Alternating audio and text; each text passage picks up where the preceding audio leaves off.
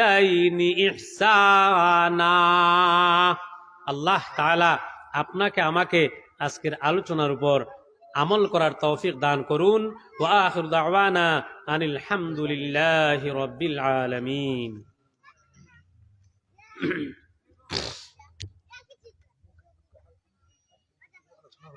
আচ্ছা আচ্ছা,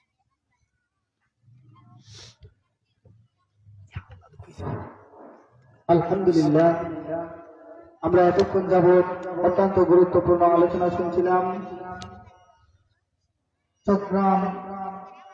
উত্তর চট্টগ্রাম জামে মসজিদের সম্মানিত ইমাম খতিব সাহেবের কাছ থেকে। সম্মানিত উপস্থিতি, এ পর্যায়ে আপনাদের সামনে গুরুত্বপূর্ণ নসিহত পেশ করবেন আল ফালাহ জামে মসজিদের সম্মানিত ইমাম খতিব হযরত মাওলানা শামসুল ইসলাম সাহেব দামাত বারাকাতুহু। হযরত মাওলানা শামসুল ইসলাম সাহেব দামাত বারাকাতুহু হযরতের গুরুত্বপূর্ণ নসিহত পেশ করার জন্য আহলে মাহফিলের পক্ষ থেকে সবিনয় অনুরোধ জ্ঞাপন করছি। আলহামদুলিল্লাহ, একজন মহিলায় 10 টাকা সদকা দিয়েছেন, আল্লাহ সদকারে কবুল করুক। আসসালামু আলাইকুম ওয়া রাহমাতুল্লাহি ওয়া বারাকাতুহু। ইন্নাল হামদালিল্লাহ নাহমাদুহু ওয়া নাস্তাঈনুহু ওয়া নাস্তাগফিরুহু ওয়া নু'মিনু বিহি ওয়া নাতাওয়াক্কালু আলাইহি ونعوذ بالله من شرور أنفسنا ومن سيئات أعمالنا، من يهده الله فلا مضل له ومن يضلله فلا هادي له، ونشهد أن لا إله إلا الله وحده لا شريك له، ونشهد أن سيدنا ونبينا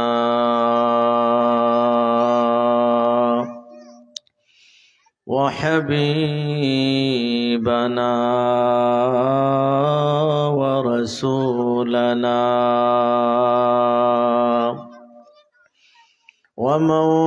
ومولانا محمدا عبده ورسوله، أرسل إلى الناس كافة بشيرا ونذيرا وداعيا إلى الله بإذنه وسراجا منيرا.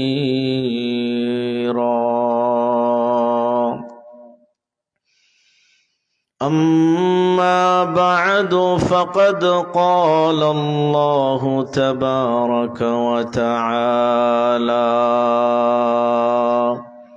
في كلامه القديم وفي فرقانه الحميد: أعوذ بالله من الشيطان الرجيم. بسم الله الرحمن الرحيم.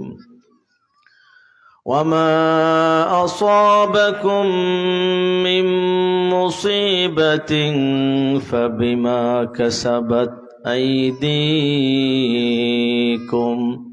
ويعفو عن كثير.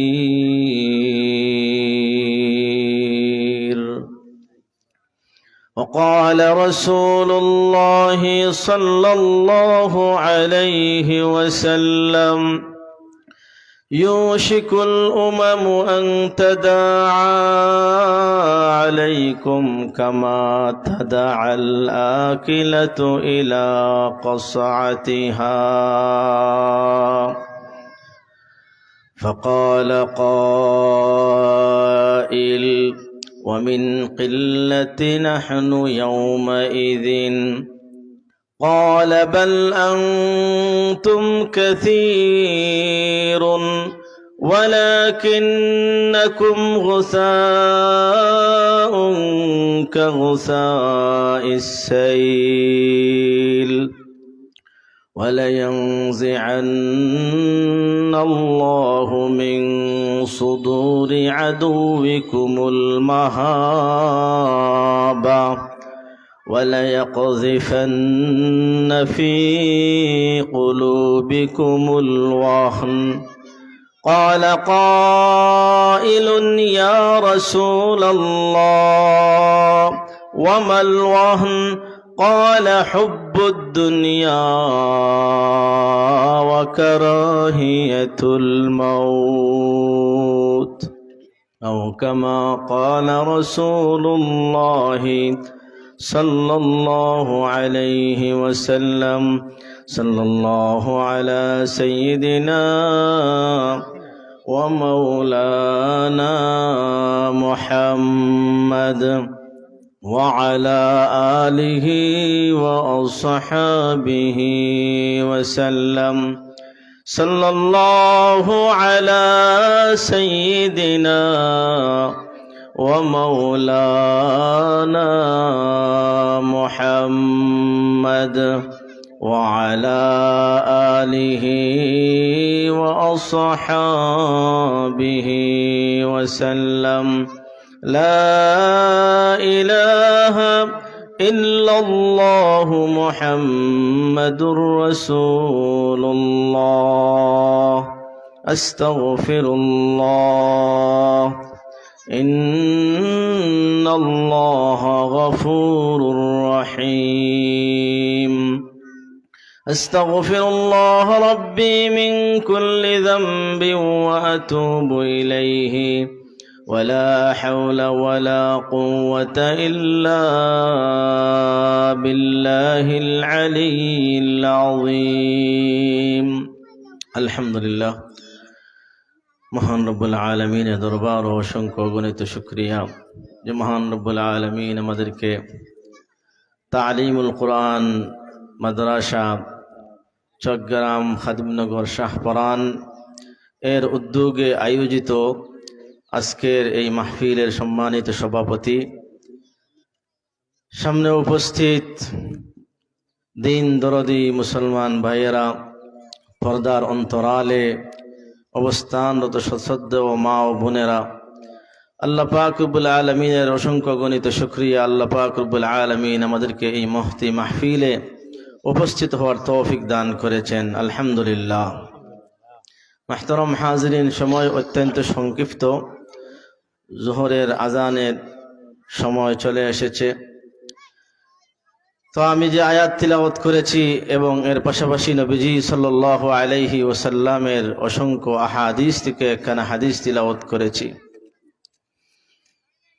এই আয়াত এবং হাদিসের আলোকে আল্লাহ পাক রব্বুল আলামিনের তৌফিক শামিলে হাল হলে আলোচনা করব ইনশাআল্লাহ।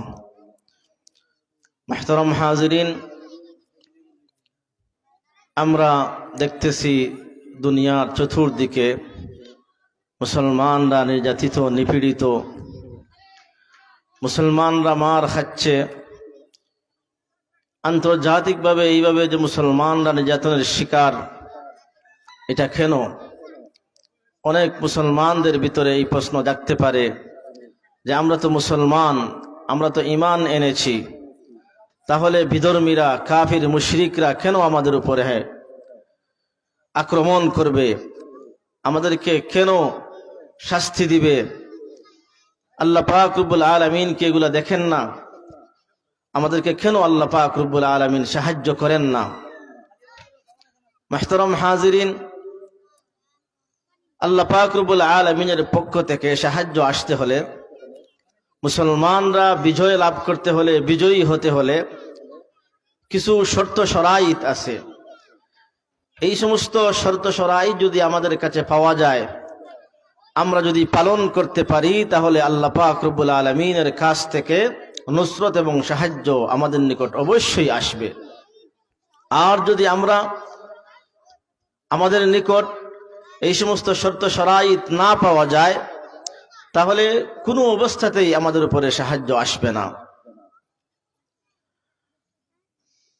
এক নম্বর, যে মুসলমানরা যখন রাসূলুল্লাহ সাল্লাল্লাহু আলাইহি ওয়াসাল্লামের আদেশকে মানে না, রসুলের আদেশের অমান্য করে, আল্লাহর রসুল যা নিয়ে এসেছেন এবং যা করার কথা বলেছেন এগুলা করে না, যা নিষেধ করেছেন তা থেকে বিরত থাকে না, তখন কখনো তাদের কাছে সাহায্য আসবে না। বিধর্মীরা নির্যাতন করবে, জুলুম করবে, কিন্তু আল্লাহ পাক রব্বুল আলামিনের কাছ থেকে কোনো প্রকারের সাহায্য আসবে না। এজন্য সাহায্য আসার শর্ত হলো যে রাসূলুল্লাহ সাল্লাল্লাহু আলাইহি ওয়াসাল্লামের ইতাআত করতে হবে। রাসূলুল্লাহ সাল্লাল্লাহু আলাইহি ওয়াসাল্লাম জানিয়ে দিয়েছেন, আল্লাহ পাক রব্বুল আলামিন বলে দিয়েছেন, মা আতাকুমুর রাসূলু ফাখুযুহু, তোমাদের নিকট আমার রাসূল যা নিয়ে এসেছেন তোমরা তা শক্তভাবে, মজবুতভাবে আঁকড়ে ধরো। ওমা নাহাকুম আনহু ফান্তাহু, আর যা করতে নিষেধ করেছেন তা থেকে বিরত থাকো।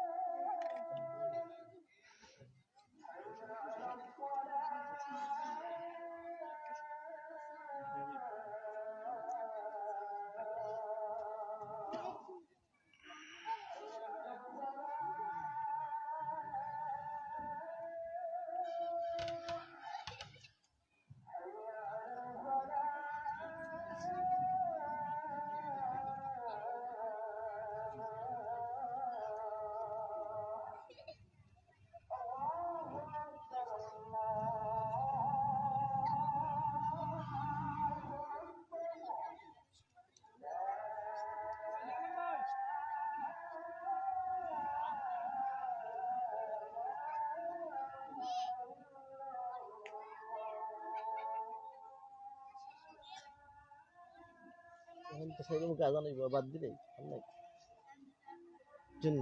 আর সেই মুখে আজান হইব না, সুবিধা হইব।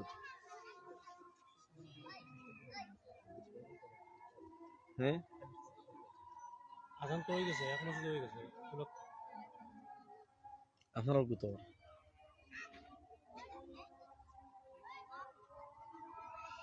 না, আজানও কথা হয় না।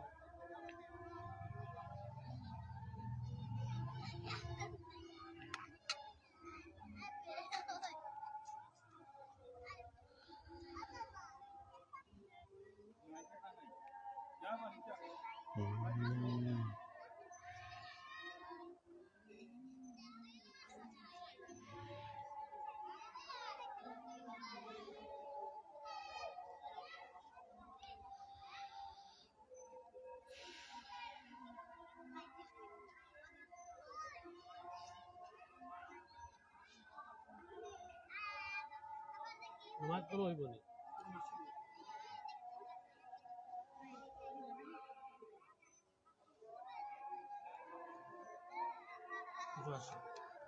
নামাজও করতে হইব। এই তো বাসাতে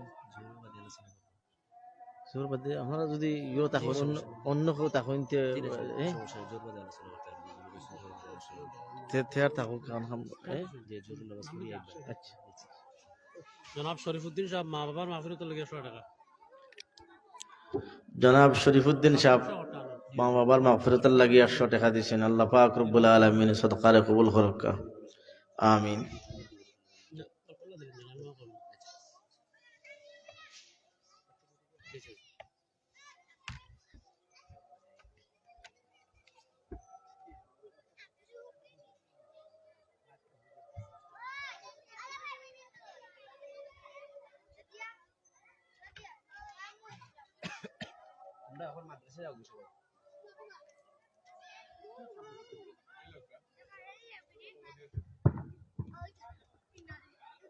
আলহামদুলিল্লাহ, আমরা এতক্ষণ যাবত আলফালা জামে মসজিদের ইমাম সাহেব হুজুরের কাছ থেকে গুরুত্বপূর্ণ আলোচনা শুনছিলাম। ইনশাআল্লাহ জোহরের নামাজের পরে হুজুরের অসংক্ষিপ্ত বয়ান সম্পূর্ণ হবে। এখন জোহরের নামাজ আমাদের পার্শ্ববর্তী মসজিদে আমরা জামাতের সাথে আদায় করবো ইনশাআল্লাহ, এবং নামাজের পরবর্তীতেই আমাদের আজকের মাহফিলের দ্বিতীয় অধিবেশনের কাজ পুনরায় শুরু হবে। এলাকার সর্বস্তরের তৌহিদি জনতার প্রতি আহ্বান, আপনারা আপনাদের সমস্ত ব্যস্ততা থেকে বিরত হয়ে আজকের মাহফিলে এসে উপস্থিত হয়ে আজকের মাহফিলকে সুন্দর ও সফল করে তুলুন।